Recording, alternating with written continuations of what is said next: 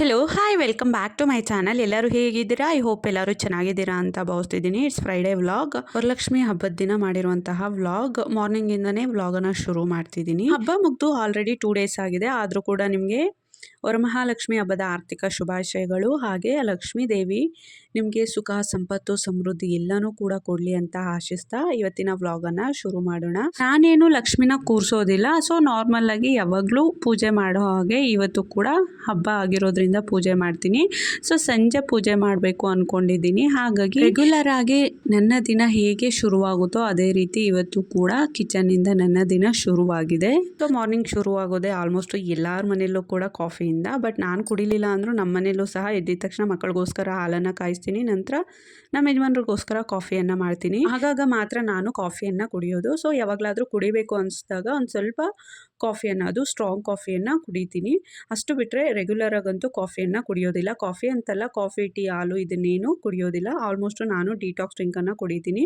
So ಇನ್ನೊಂದು ಏನಂದರೆ ನಮ್ಮ ಮನೆಯಲ್ಲಿ ಆಲ್ಮೋಸ್ಟ್ ಬ್ರೂ ಕಾಫಿ ಪೌಡರನ್ನು ಯೂಸ್ ಮಾಡೋದು. ಬಟ್ ಈ ಸಲ ಸ್ವಲ್ಪ ಡಿಫ್ರೆಂಟ್ ಆಗಿರಲಿ ಅಂತ ಹೇಳಿ ಹೌಸ್ ಕಾಫಿ ಅನ್ನೋ ಕಾಫಿ ಪೌಡರನ್ನು ತೊಗೊಂಬಂದಿದ್ದಾರೆ ಈ ಸಲ. ಈ ಕಾಫಿ ಪೌಡರ್ ಪ್ಯಾಕೆಟು ಕಟ್ ಮಾಡಿ ಓಪನ್ ಮಾಡಿದ ತಕ್ಷಣ ಅದ್ರ ಘಮ್ ಅಂತ ಬರ್ತಿತ್ತು. ಕಾಫಿ ಪೌಡರಿಂದು ಸ್ಮೆಲ್ಲು ತುಂಬಾ ಚೆನ್ನಾಗಿತ್ತು.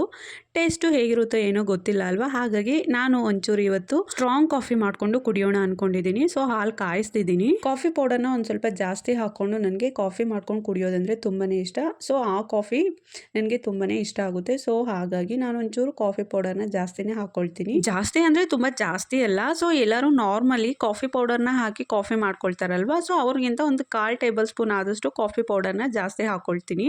ಸೊ ಆ ಟೇಸ್ಟ್ ಅಂದರೆ ನನಗೆ ತುಂಬಾ ಇಷ್ಟ. ಅದನ್ನೇ ನಾನು ಸ್ಟ್ರಾಂಗ್ ಕಾಫಿ ಅಂತ ಹೇಳೋದು. ಮತ್ತೊಂದು ವಿಷಯ ಅಂದರೆ ಗ್ಲಾಸ್ಗೆ ಕಾಫಿ ಪೌಡರನ್ನು ಹಾಕಿ ಅದಕ್ಕೆ ಕಾಯಿಸಿರುವಂತಹ ಹಾಲನ್ನು ಕೂಡ ಹಾಕ್ತೀವಲ್ವಾ. ನಂತರ ಒಂದು ಖಾಲಿ ಗ್ಲಾಸನ್ನು ತಗೊಂಡು ಗ್ಲಾಸಿಂದ ಗ್ಲಾಸ್ಗೆ ಕಾಫಿಯನ್ನು ಈ ರೀತಿ ಹಾಕ್ಕೊಬೇಕು.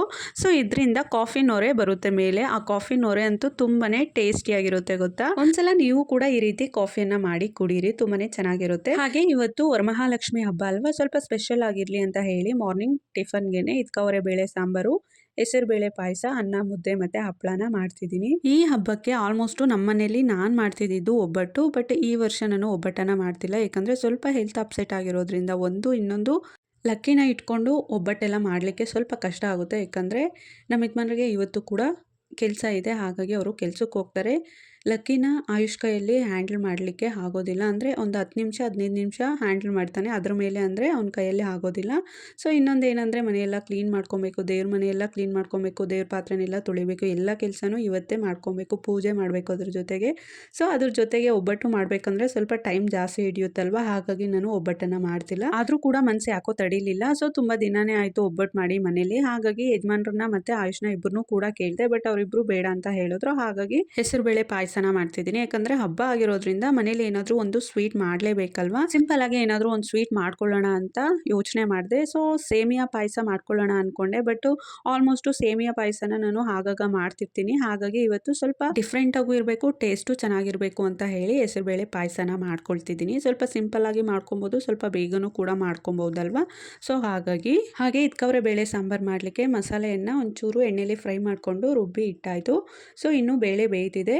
ಬೇಳೆ ಬೇಯೋಷ್ಟರಲ್ಲಿ ಪಾಯಸ ಮಾಡಲಿಕ್ಕೆ ಹೆಸರು ಬೇಳೆಗೆ ಒಂದು ಸ್ವಲ್ಪ ತುಪ್ಪನ ಹಾಕಿ ಚೆನ್ನಾಗಿ ಹುರ್ಕೊಳ್ತಿದ್ದೀನಿ. ಹೆಸರು ಬೇಳೆ ಲೈಟಾಗಿ ಕಲರ್ ಬರೋ ತನಕ ಚೆನ್ನಾಗಿ ಹುರ್ಕೊಂಡು ಹಾಗೆ ಬೇಳೆ ಬೇಯಲಿಕ್ಕೆ 1-2 ಗ್ಲಾಸ್ನಷ್ಟು ನೀರನ್ನು ಹಾಕಿ 1-2 ವಿಸಿಲ್ ಕೂಗಿಸ್ಕೊಳ್ತೀನಿ.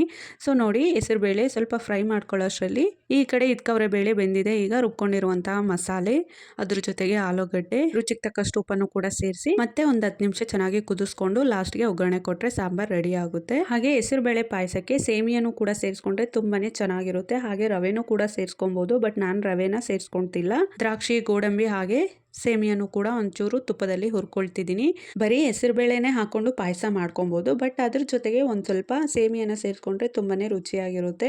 ಹೆಸರುಬೇಳೆ ಚೆನ್ನಾಗಿ ಬೆಂದಿತ್ತು. ಅದಕ್ಕೆ ನಾನೀಗ ಬೆಲ್ಲವನ್ನು ಹಾಕ್ಕೊಳ್ತಿದ್ದೀನಿ. ಒಂದು ಸ್ವಲ್ಪ ಬೆಲ್ಲ ಜಾಸ್ತಿನೇ ಹಾಕ್ಕೊಳ್ತೀನಿ. ಯಾಕಂದರೆ ನಮ್ಮ ಮನೇಲಿ ಸ್ವೀಟ್ ಸ್ವಲ್ಪ ಜಾಸ್ತಿನೇ ತಿಂತಾರೆ.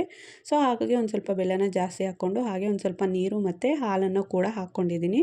ಇದಕ್ಕೆ ಹುರ್ಕೊಂಡಿದ್ವಲ್ವಾ ಸೇಮಿಯಾ, ದ್ರಾಕ್ಷಿ, ಗೋಡಂಬಿ ಎಲ್ಲನೂ ಕೂಡ ಸೇರಿಸಿ 2 ನಿಮಿಷ ಚೆನ್ನಾಗಿ ಕುದಿಸ್ಕೊಂಡು ನಂತರ ಫ್ಲೇಮ್ನ ಆಫ್ ಮಾಡಿ ಏಲಕ್ಕಿ ಪೌಡರನ್ನು ಹಾಕಿ ಕಲಸಿದ್ರೆ ತುಂಬಾನೇ ರುಚಿಯಾದಂತಹ ಹೆಸರುಬೇಳೆ ಪಾಯಸ ಪ್ರಿಪೇರ್ ಆಗುತ್ತೆ. ಹಾಗೆ ಬೆಳಗ್ಗೆ ಅಡುಗೆ ಆದಮೇಲೆ ಮನೆಯೆಲ್ಲ ಒಂದು ಸಲ ಕ್ಲೀನ್ ಮಾಡಿಕೊಂಡು ದೇವ್ರ ಮನೆಯೆಲ್ಲ ಕ್ಲೀನ್ ಮಾಡಿಕೊಂಡು ದೇವ್ರ ಪಾತ್ರೆನೆಲ್ಲ ತೊಳೆದಿಟ್ಟು ಎಲ್ಲರದ್ದು ಕೂಡ ಸ್ನಾನ ಆಯಿತು. ಈಗ ಸಂಜೆ 4 ಗಂಟೆ ಆಗಿದೆ. ಮಧ್ಯಾಹ್ನ 2 ಗಂಟೆಯಿಂದ ಶುರುವಾಗಿದೆ ಮಳೆ, ಇನ್ನೂ ಬಿಟ್ಟಿಲ್ಲ. ಸ್ವಲ್ಪ ಹೊತ್ತು ಮಳೆ ಬರೋದು ಮತ್ತೆ ಸ್ಟಾಪ್ ಆಗೋದು, ಮತ್ತೆ ಸ್ವಲ್ಪ ಹೊತ್ತು ಮಳೆ ಮತ್ತೆ ಸ್ಟಾಪ್ ಆಗೋದು, ಇದೇ ರೀತಿ ಮಧ್ಯಾಹ್ನದಿಂದ ಮಳೆ ಬಿಡ್ದೇ ಸುರಿತಾನೆ ಇದೆ. ಸೊ ಈಗ 4 ಗಂಟೆ ನೋಡಿ ಇನ್ನೂ ಮಳೆ ನಿಂತಿಲ್ಲ. ನಮ್ಮ ಲಕ್ಕಿ ಅಂತೂ ಈಗ ಮಲಗಿದ್ದಾನೆ. ಇವತ್ತು ಬೆಳಗ್ಗೆಯಿಂದ ನಿದ್ದೆ ಮಾಡಿಲ್ಲ ಗೊತ್ತಾ ನನ್ನ ಮಗ. ಈಗ 4 ಗಂಟೆ ಒಂದು ಸ್ವಲ್ಪ ಹೊತ್ತಾಗಿದೆ ಅಷ್ಟೇ, ಜಸ್ಟ್ ಮಲಗಿ. ಎಲ್ಲ ಕೆಲಸನೂ ಕೂಡ ಮುಗ್ದಿದೆ, ಒಂದೇ ಒಂದು ಬಾಕಿ ಇದೆ, ಅದೇ ಪೂಜೆ ಮಾಡಬೇಕು.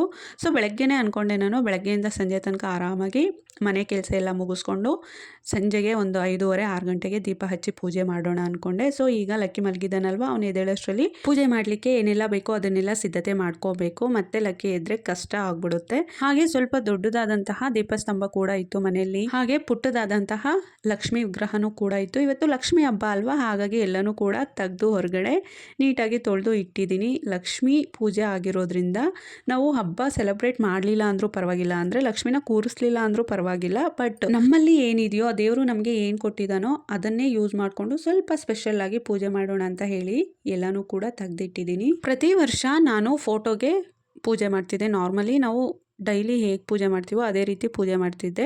ಬಟ್ ಹೋದ ವರ್ಷ ಮನೆ ಗೃಹ ಪ್ರವೇಶಕ್ಕೆ ಇದೇ ಮಂತಲ್ಲಿ ನಾವು ಮನೆ ಗೃಹ ಪ್ರವೇಶ ಮಾಡಿದ್ದು, ಅಂದರೆ August 27 ಆ ಟೈಮಲ್ಲಿ ನಾವು ಲಕ್ಷ್ಮೀ ಪೂಜೆನೂ ಕೂಡ ಇಡ್ಸಿದ್ವಿ. ಕಳಶಕ್ಕೆ ನೀರನ್ನು ತುಂಬಿಸಿ ವಿಳೆದೆಲೆನ ಇಟ್ಟು ತೆಂಗಿನಕಾಯಿ ಇಟ್ಟು ಲಕ್ಷ್ಮೀ ಪೂಜೆಯನ್ನು ಮಾಡಿಸಿದ್ದು. ಹೇಗಿದ್ರು ಹೋದ ವರ್ಷ ನಾನು ಈ ರೀತಿ ಲಕ್ಷ್ಮೀ ಪೂಜೆಯನ್ನು ಮಾಡಿದ್ದೆ ಅಲ್ವಾ, ಆ ಪದ್ಧತಿಯನ್ನು ಕೈ ಬಿಡಬಾರ್ದು ಅಂತ ಹೇಳಿ ಇವತ್ತು ಕೂಡ ಕಳಶನ ಇಟ್ಟು ಲಕ್ಷ್ಮೀ ಪೂಜೆಯನ್ನು ಮಾಡ್ತಿದ್ದೀನಿ. ಒಬ್ಬೊಬ್ರು ಒಂದೊಂದು ರೀತಿ ಮಾಡ್ತಾರೆ. ಕಳಶದಲ್ಲಿ ಕೆಲವೊಬ್ರು ಅಕ್ಕಿಯನ್ನು ತುಂಬಿಸಿ ಕಳಶನ ಇಡ್ತಾರೆ, ಇನ್ನು ಕೆಲವೊಬ್ರು ನೀರನ್ನ ತುಂಬಿಸಿ ಇಡ್ತಾರೆ. ಮತ್ತೆ ತೆಂಗಿನಕಾಯಿಗೆ ಲಕ್ಷ್ಮಿ ಮುಖವಾಡವನ್ನ ಹಾಕಿ ಪೂಜೆ ಮಾಡೋರು ಇರ್ತಾರೆ, ಹಾಗೆ ಬರೀ ತೆಂಗಿನಕಾಯಿಯನ್ನ ಇಟ್ಟು ಪೂಜೆ ಮಾಡೋರು ಇರ್ತಾರೆ. ಒಬ್ಬೊಬ್ಬರ ಪದ್ಧತಿ ಒಂದೊಂದು ರೀತಿ ಇರುತ್ತೆ, ಒಬ್ಬೊಬ್ಬರ ಪೂಜೆ ಒಂದೊಂದು ರೀತಿ ಇರುತ್ತೆ. ನನಗೆ ಈ ಪೂಜೆ ಬಗ್ಗೆ ಏನು ಗೊತ್ತಿದೆಯೋ ಅದೇ ರೀತಿ ಪೂಜೆಯನ್ನ ಮಾಡ್ತೀನಿ. ಲಕ್ಷ್ಮಿ ಪೂಜೆ ಆಗಿರೋದ್ರಿಂದ ಲಕ್ಷ್ಮಿ ಸ್ವಲ್ಪ ಹೈಲೈಟ್ ಆಗಿ ಕಾಣ್ಬೇಕಲ್ವಾ, ಹಾಗಾಗಿ ಮಣೆಯನ್ನ ಇಟ್ಟು ದೇವ್ರ ಮನೆ ಮಧ್ಯ ಭಾಗದಲ್ಲಿ ಲಕ್ಷ್ಮಿ ಫೋಟೋವನ್ನ ಇಡ್ತಿದ್ದೀನಿ. ಈ ಮನೆಗೆ ಫಸ್ಟು ಅರಿಶಿನ ಎಲ್ಲ ಉಜ್ಜಿ ನಂತರ ಅರಿಶಿನ ಕುಂಕುಮ ಇಟ್ಟು ಅದ್ರ ಮೇಲೆ ರಂಗೋಲಿ ಹಾಕಿ ದೇವ್ರ ಫೋಟೋವನ್ನು ಇಡ್ತೀನಿ. ಈಗ ಪ್ಲೇಸ್ಮೆಂಟ್ ಮಾಡ್ಕೊಳ್ತಿದ್ದೀನಿ, ಯಾವ್ಯಾವ ಫೋಟೋ ಎಲ್ಲಿಡೋದು ಮತ್ತು ಯಾವ ದೀಪ ಎಲ್ಲಿಡೋದು ಅಂತ, ಎಲ್ಲೆಲ್ಲಿಟ್ಟರೆ ಚೆಂದ ಕಾಣುತ್ತೆ ಅಂತ ಹೇಳಿ ನೋಡ್ತಿದ್ದೀನಿ ಅಷ್ಟೇ. ಈ ಮನೆಗೆ ನಾನು ಪೇಂಟ್ ಮಾಡಬೇಕು ಅಂದ್ಕೊಳ್ತಾನೆ ಇದ್ದೀನಿ, ಬಟ್ ಆಗಲೇ ಇಲ್ಲ ನೋಡಿ. ಮತ್ತು ಈ ಮನೆನ ನಾವು ಬೇರೆ ಯಾವುದಕ್ಕೂ ಕೂಡ ಯೂಸ್ ಮಾಡೋದಿಲ್ಲ, ಅದು ದೇವ್ರ ಮನೆಯಲ್ಲೇ ಇರುತ್ತೆ. ಅದ್ರ ಮೇಲೆ ಪೂಜೆಗೆ ರಿಲೇಟ್ ಆಗಿರುವಂತಹ ಥಿಂಗ್ಸ್ನೇ ಇಡೋದು, ಅಂದರೆ ಊದ್ ಕಡ್ಡಿ, ಗಂಧದ ಕಡ್ಡಿ, ಹಾಗೆ ಅರಿಶಿನ ಕುಂಕುಮ, ದೀಪದ ಎಣ್ಣೆ, ಕರ್ಪೂರ ಇದನ್ನೇ ಇಡೋದು. ಸೊ ಎಣ್ಣೆ ಒಂಚೂರು ಮನೆ ಮೇಲೆ ಬಿದ್ದು ಅಲ್ಲಲ್ಲಿ ಶೇಡ್ ಆಗಿದೆ. ಹಾಗೆ ನಾನಿಲ್ಲಿ ಒಂದು ಕಪ್ಪಲ್ಲಿ ಅರಿಶಿನವನ್ನ ಕಲಿಸ್ಕೊಳ್ತಿದ್ದೀನಿ, ಇನ್ನೊಂದರಲ್ಲಿ ಗಂಧವನ್ನ ಕಲಿಸ್ಕೊಳ್ತಿದ್ದೀನಿ. ದೇವ್ರಿಗೆ, ದೀಪಕ್ಕೆ ಹಾಗೆ ಕಳಶಕ್ಕೆಲ್ಲ ಫಸ್ಟು ಗಂಧವನ್ನ ಇಟ್ಟು ನಂತರ ನಾನು ಅರಿಶಿನ ಕುಂಕುಮವನ್ನ ಇಡ್ತೀನಿ. ಹಾಗೆ ಮನೆಗೆ ಮತ್ತೆ ಬಾಗಿಲ ಮೇಲೆ ಸ್ವಸ್ತಿಕ್ಕು, ಹೋಮು ಇದನ್ನೆಲ್ಲ ಬರೆಯೋದಕ್ಕೆ ನಾನು ಅರಿಶಿನವನ್ನ ಯೂಸ್ ಮಾಡ್ತೀನಿ. ಎರಡೂ ಕೂಡ ಕಲಸಿಟ್ಟಿದ್ದೀನಿ. ನಾನಿಲ್ಲಿ ದೇವ್ರ ಪೂಜೆಗೆ ಎಲ್ಲ ರೆಡಿ ಮಾಡ್ಕೊಳ್ತಿದ್ರೆ ನನಗೆ ಆಯುಷು ತುಂಬಾ ಹೆಲ್ಪ್ ಮಾಡ್ತಿದ್ದ. ಅಷ್ಟರಲ್ಲಿ ನೋಡಿ ನಮ್ಮ ಲಕ್ಕಿ ಎದ್ದೇ ಬಿಟ್ಟಿದ್ದಾನೆ. ಒಂದು 10 ನಿಮಿಷ ಅಷ್ಟೇ ನಿದ್ದೆ ಮಾಡಿರೋದು ಗೊತ್ತಾ. ಇವತ್ತು ಬೆಳಗ್ಗೆಯಿಂದ ನೋಡಿ ನಿದ್ದೆನೇ ಮಾಡಿಲ್ಲ. ಮಕ್ಕಳಿಗೆ ಗೊತ್ತಾಗುತ್ತೋ ಏನೋ ಗೊತ್ತಿಲ್ಲ, ಸೊ ಕೆಲಸ ಇರೋ ಟೈಮಲ್ಲೇ ನಿದ್ದೆ ಮಾಡೋದಿಲ್ಲ, ಪ್ಲಸ್ ನಿದ್ದೆ ಮಾಡಿದ್ರು ಕೂಡ ಸ್ವಲ್ಪ ಬೇಗನೆ ಎಚ್ಚರ ಹಾಕ್ಬಿಡ್ತಾರೆ. ಅದೇ ರೀತಿ ನಮ್ಮ ಲಕ್ಕಿನೂ ಕೂಡ ಇವತ್ತು ಸ್ವಲ್ಪ ಬೇಗನೆ ಪೂಜೆಗೆಲ್ಲ ರೆಡಿ ಮಾಡಿ ಇಟ್ಕೊಳ್ಳೋಣ ಅಂತ ಮಧ್ಯಾಹ್ನದಿಂದ ವೆಯ್ಟ್ ಮಾಡ್ತಿದ್ದೀನಿ. ನಿದ್ದೆ ಮಾಡಿದ್ರೆ ನನ್ನ ಮಗ ಸರಿನೇ ನಿದ್ದೆನೇ ಮಾಡಲಿಲ್ಲ ಗೊತ್ತಾ. ಆಲ್ಮೋಸ್ಟ್ ನನ್ನಂಥ ಮದರ್ಸ್ಗೆ ಇದು ಎಕ್ಸ್ಪೀರಿಯೆನ್ಸ್ ಆಗಿರುತ್ತೆ. ನಿಜವಾಗ್ಲೂ ಹೇಳ್ತೀನಿ, ಮನೇಲಿ ಏನಾದರೂ ಕೆಲಸ ಇರುವಾಗ ಮಕ್ಕಳು ಮಲಗಲ್ಲ ಗೊತ್ತಾ, ಅತಿ ಹೆಚ್ಚು ಕಾಟ ಕೊಡ್ತಾರೆ ಮತ್ತು ತೀಟ್ಲೆ ಮಾಡ್ತಾರೆ, ಈ ರೀತಿ ನಿದ್ದೆ ಮಾಡೋದಿಲ್ಲ. ನಮ್ಮ ಲಕ್ಕಿ ಪ್ರಾಬ್ಲಮ್ ಏನು ಗೊತ್ತಾ, ದೇವ್ರ ಮನೆಗೆ ಬಂದರೆ, ದೇವ್ರ ಮನೆಗೆ ಅಂತಲ್ಲ, ಸೊ ಈ ರೀತಿ ಎದ್ರೆ ಏನಾದರೂ ಕೆಲಸ ಮಾಡುವಾಗ ನಾವೇನು ಮಾಡ್ತೀವೋ ಅದನ್ನೇ ಅವನು ಕೂಡ ಮಾಡಬೇಕು. ಮತ್ತು ಇನ್ನೊಂದು ಏನಂದರೆ ಆಯುಷ್ ಇರ್ತಾನೆ, ಕರ್ಕೊಂಡೋಗಿ ಸ್ವಲ್ಪ ಆಟ ಆಡಿಸ್ತಾನೆ ಅಂದರೆ ಅದನ್ನು ಕೂಡ ಮಾಡೋದಿಲ್ಲ. ಈಗ ನೋಡಿಬಿಟ್ಟಿದ್ದಾನಲ್ವ, ದೇವ್ರ ಮನೇಲಿ ಹೂವು, ಅರಿಶಿನ ಕುಂಕುಮ, ಹಣ್ಣು ಎಲ್ಲನೂ ಕೂಡ ಇಟ್ಟಿರೋದು ನೋಡಿದಾನಲ್ವ, ಸೊ ದೇವ್ರ ಮನೆಯಿಂದ ಆಚೆಗೆ ಕಾಲೇ ಇಡೋದಿಲ್ಲ. ಆಯುಷ್ ಎತ್ಕೊಂಡು ಹೋದ್ರೂ ಕೂಡ ಊರು ಅಂದರೆ ಒಂದು ಅರ್ಧ ಊರು ಕೇಳಿಸ್ಬೇಕು, ಅಷ್ಟು ಜೋರಾಗಿ ಅಳ್ತಾನೆ. ಮತ್ತೆ ವಾಪಸ್ ಕರ್ಕೊಂಡು ಬರೋ ತನಕ ಬಿಡೋದಿಲ್ಲ ಗೊತ್ತಾ, ಎಷ್ಟು ಜೋರಾಗಿ ಅಳ್ತಿದ್ದಾನೆ ಗೊತ್ತಾ. ಈಗಲೂ ಸಹ ಆಯುಷ್ ಜೊತೆ ಕಳಿಸಿದ್ದೀನಿ ಗೇಟ್ ಹತ್ರ ಹೋಗಿ ಆಟ ಆಡ್ಸ್ಕೊಂಬಾ ಅಂತ ಹೇಳಿ, ಬಟ್ ಎಷ್ಟು ಜೋರಾಗಿ ಅಳ್ತಿದ್ದಾನೆ ಗೊತ್ತಾ. ಹಬ್ಬದ ದಿನ ಅಳಿಸೋದು ಒಂದು ಸ್ವಲ್ಪ ಬೇಜಾರು ನನಗೆ, ಸೊ ಕರ್ಕೊಂಬರ್ಲಿಕ್ಕೆ ಹೇಳಿದ್ದೀನಿ ಅವನನ್ನು. ಸ್ವಲ್ಪ ಆಟ ಆಡ್ಸ್ಕೊಂಡು ಹಾಗೆ ನಿಧಾನವಾಗಿ ಪೂಜೆಗೆ ರೆಡಿ ಮಾಡ್ಕೊಳ್ಳೋಣ ಅಂತ ಹೇಳಿ. ಹಾಗೆ ಪೂಜೆಗೂ ಮುಂಚೆ ಬಾಗಿಲ ಮೇಲೆ ಓಮು, ಸ್ವಸ್ತಿಕು, ಶ್ರೀಮು ಹಾಗೆ ತ್ರಿಶೂಲವನ್ನು ಬರೆದು ಅದಕ್ಕೆ ಗೆಜ್ಜೆ ವಸ್ತ್ರನೂ ಕೂಡ ಹಾಕಿ ಬಾಗಿಲನ್ನು ಅಲಂಕಾರ ಮಾಡಿಕೊಂಡೆ. ಹಾಗೆ ಲಕ್ಷ್ಮಿ ಫೋಟೋ ಮತ್ತು ಕಳಶನ ಇಡಲಿಕ್ಕೆ ಮಣ್ಣೆನ ತೊಗೊಂಡಿದ್ದೆ ಅಲ್ವಾ, ಅದಕ್ಕೆ ಅರಿಶಿನ ಹಚ್ಚುತ್ತಿದ್ದೀನಿ. ಇದನ್ನೆಲ್ಲ ಒಂದೊಂದಾಗಿ ಎಕ್ಸ್ಪ್ಲೈನ್ ಮಾಡೋದಕ್ಕಿಂತ ಹಾಗೆ ನೋಡ್ತಾ ಹೋಗಿ ನಿಮಗೆ ಗೊತ್ತಾಗುತ್ತೆ. ಯಾಕಂದರೆ ಆಲ್ಮೋಸ್ಟ್ ಈಗ ಯೂಟ್ಯೂಬಲ್ಲಿ ಹೇಗೆ ಕಳಶ ಸ್ಥಾಪನೆ ಮಾಡೋದು, ಲಕ್ಷ್ಮಿ ಪೂಜೆ ಮಾಡೋದು ಎಲ್ಲನೂ ಕೂಡ ತಿಳಿಸ್ಕೊಟ್ಟಿದ್ದಾರೆ. ನನ್ನ ವೇಲಿ ನಮ್ಮ ಮನೇಲಿ ಹೇಗೆ ಪೂಜೆ ಮಾಡಿದೆ ಅನ್ನೋದನ್ನು ಹಾಗೆ ನೋಡ್ತಾ ಹೋಗಿ.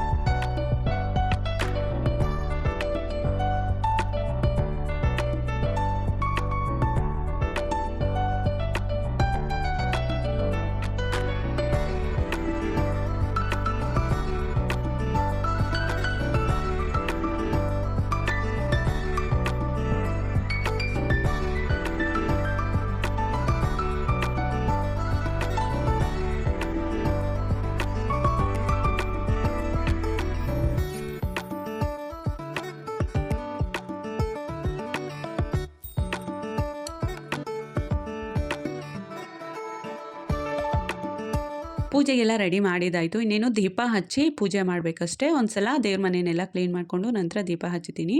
ಈಗ ಟೈಮು 5:30 ಆಗಿದೆ. ನಾನು 6 ಗಂಟೆಗೆ ದೀಪ ಹಚ್ಚಿ ಪೂಜೆ ಮಾಡ್ತೀನಿ. ಸೊ ಅಷ್ಟರಲ್ಲಿ ಲಕ್ಷ್ಮಿನ ಕೂರಿಸಿರೋರು ಅರಿಶಿನ ಕುಂಕುಮಕ್ಕೆ ಕರೆದಿದ್ದಾರೆ. ಅಲ್ಲೋಗಿ ಅರಿಶಿನ ಕುಂಕುಮನೂ ಕೂಡ ತೊಗೊಂಬಂದೆ. ಮಳೆ ಕೂಡ ನಿಂತಿದೆ. ರಂಗೋಲಿ ಹಾಕ್ತಿದ್ದೀನಿ. ರಂಗೋಲಿ ಹಾಕ್ದೇನೆ ಪೂಜೆ ಮಾಡೋದಂದರೆ ಏನೋ ಒಂಥರ ಕಳ್ಕೊಂಡಂಗಿರುತ್ತೆ. ಅಂದರೆ ಫುಲ್ಫಿಲ್ ಆಗೋದಿಲ್ಲ ನನಗಂತೂ. ಬೆಳಗ್ಗೆನೂ ಕೂಡ ನಾನು ರಂಗೋಲಿ ಹಾಕಲಿಲ್ಲ. ಯಾಕಂದರೆ ಸಂಜೆಗೆ ಪೂಜೆ ಮಾಡುವಾಗ ರಂಗೋಲಿಯನ್ನು ಹಾಕಿ ನಂತರ ಪೂಜೆ ಮಾಡೋಣ ಅಂದ್ಕೊಂಡೆ. ಬಟ್ ಮಧ್ಯಾಹ್ನದಿಂದ ಮಳೆ ಬಿಟ್ಟು ಬಿಟ್ಟು ಬರ್ತಿದೆ. ಬಟ್ ಒಂದು ಸ್ವಲ್ಪ ಹೊತ್ತಿಂದ ಮಳೆ ಸ್ಟಾಪ್ ಆಗಿದೆ. ಸೊ ಪುಟ್ಟದಾಗಿ ಒಂದು ರಂಗೋಲಿಯನ್ನು ಹಾಕಿ ನಂತರ ಪೂಜೆ ಮಾಡೋಣ ಅಂತ ಹೇಳಿ ನಾನಿಲ್ಲಿ ರಂಗೋಲಿಯನ್ನು ಹಾಕ್ತಿದ್ದೀನಿ. ಇವತ್ತು ತುಳಸಿ ಕಟ್ಟೆ ಮುಂದೆನೂ ಸಹ ರಂಗೋಲಿ ಹಾಕಲಿಲ್ಲ. ಹಾಗೆ ಮೇನ್ ಡೋರಿಂದು ಹೊಸ್ಲು ಇದೆ ಅಲ್ವಾ, ಅಲ್ಲೂ ಕೂಡ ರಂಗೋಲಿಯನ್ನು ಹಾಕಲಿಲ್ಲ. ಯಾಕಂದರೆ ಮಳೆ ಬಿದ್ದರೆ ಅಲ್ಲಿ ತನಕ ಎರ್ಚುತ್ತೆ. ಮತ್ತು ಆ ರಂಗೋಲಿ ಮೇಲೆ ನೀರೆಲ್ಲ ಬಿದ್ದರೆ ಸ್ವಲ್ಪ ಗಲೀಜು ಅನಿಸುತ್ತೆ. ಮತ್ತು ಕ್ಲೀನ್ ಮಾಡ್ಕೊಳ್ಳಿಕ್ಕೆ ಡಬಲ್ ಕೆಲಸ ಅನಿಸುತ್ತೆ, ಹಿಂಸೆ ಅನಿಸುತ್ತೆ. ಹಾಗಾಗಿ ನಾನು ರಂಗೋಲಿಯನ್ನು ಹಾಕಲಿಲ್ಲ. ಬರೀ ಗೇಟ್ ಮುಂದೆ ಇಲ್ಲಿ ಪುಟ್ಟದಾದಂತಹ ರಂಗೋಲಿಯನ್ನು ಹಾಕ್ತಿದ್ದೀನಿ.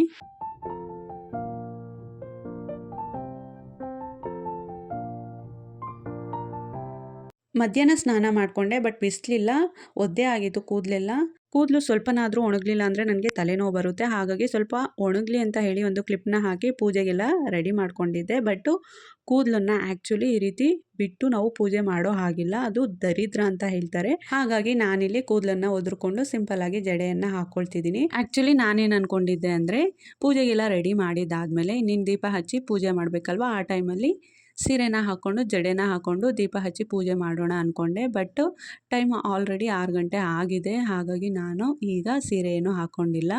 ಸೊ ಮುಂಚೆನೇ ಹಾಕ್ಕೊಬೋದಿತ್ತಲ್ವ ಅನ್ನೋ ಒಂದು ಕ್ವಶನ್ ರೈಸ್ ಆಗ್ಬೋದು. ಬಟ್ ನನಗೆ ಅಷ್ಟೊಂದು ಕಂಫರ್ಟಬಲ್ ಆಗಿ ಇರೋದಿಲ್ಲ. ಕೆಲಸ ಮಾಡುವಾಗ ಆಲ್ಮೋಸ್ಟು ನಾನು ನೈಟಿ ಮತ್ತು ಡ್ರೆಸ್ನ ಪ್ರಿಫರ್ ಮಾಡ್ತೀನಿ. ಸೀರೆ ಏನಾದರೂ ಹಾಕ್ಕೊಂಡ್ರೆ ಬರೀ ಸೀರೆ ಮೇಲೇ ಗಮನ ಇರುತ್ತೆ. ಸೀರೆ ಸರಿ ಮಾಡ್ಕೊಳ್ಳೋದ್ರಲ್ಲೇ ನನಗೆ ಟೈಮ್ ಸಾಕಾಗುತ್ತೆ. ಹಾಗಾಗಿ ನಾನು ಸೀರೆನ ಪ್ರಿಫರ್ ಮಾಡೋದಿಲ್ಲ.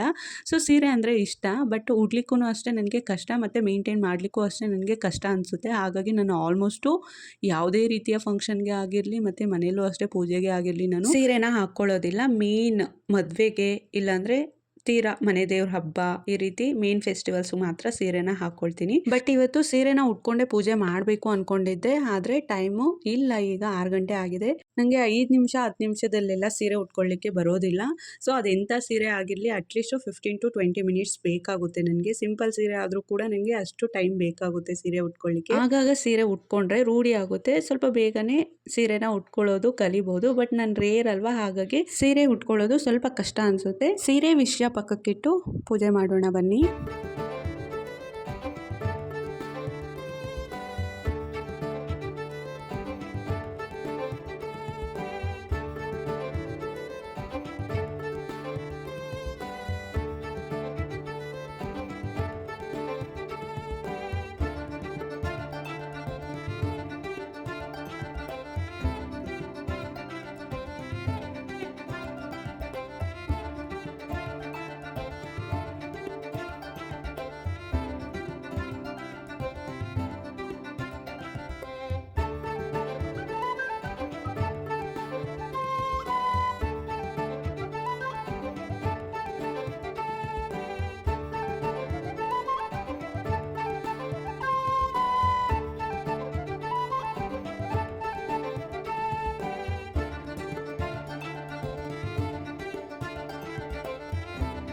ನೋಡಿ ಪೂಜೆ ಎಲ್ಲ ಮುಗಿಯೋಷ್ಟರಲ್ಲಿ 6:45 ಆಗಿದೆ.